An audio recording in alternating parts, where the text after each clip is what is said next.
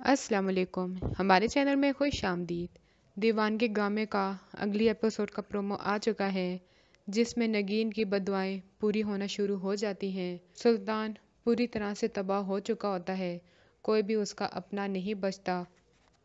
اس کی بیوی، اس کی بیوی جان، چچا، چچی، سارا کچھ ہی تباہ ہو جاتا ہے۔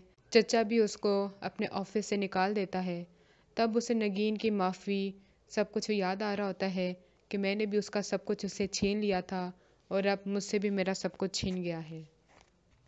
پہلے تو وہ نگین کو صرف ڈھونڈتا ہے کہ اسے اپنے کیے کی معافی مانگے، لیکن اب اس کو مزید ڈھونڈنا شروع ہو جاتا ہے تاکہ اسے اپنے کیے کی معافی مانگے اور اس سے شادی کر سکے تاکہ وہ اس کو معاف کر دے۔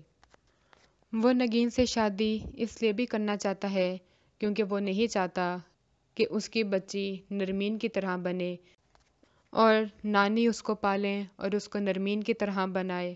میں چاہتا ہوں کہ نگین اسے پالے اور نگین تو بہت ہی اچھی ہے اور وہ اس کا بہت اچھے طریقے سے خیال بھی رکھے گی۔ ہارون کی ماں وقتی طور پر نگین کے ساتھ خوش ہو جاتی ہے کیونکہ وہ اپنے بیٹے کو نہیں کھونا چاہتی اور یہ بھی چاہتی ہے کہ آرام و سکون سے اس کی بیٹی کی شادی بھی ہو جائے۔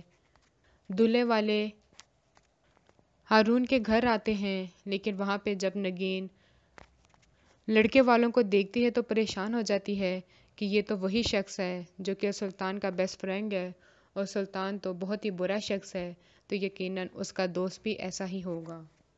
وہ یہ رشتہ ختم کروانے کی کوشش کرتی ہے، لیکن ہارون کی ماں اس کے ایک بار پھر خلاف ہو جاتی ہے اور وہ تو ویسے بھی بہانے ڈھونڈتی ہے کہ کسی طرح سے یہ اس گھر سے نکل جائے، تو وہ یہ بہانہ بنا کر اسے گھر سے نکلوانے کی کوشش کرتی ہے۔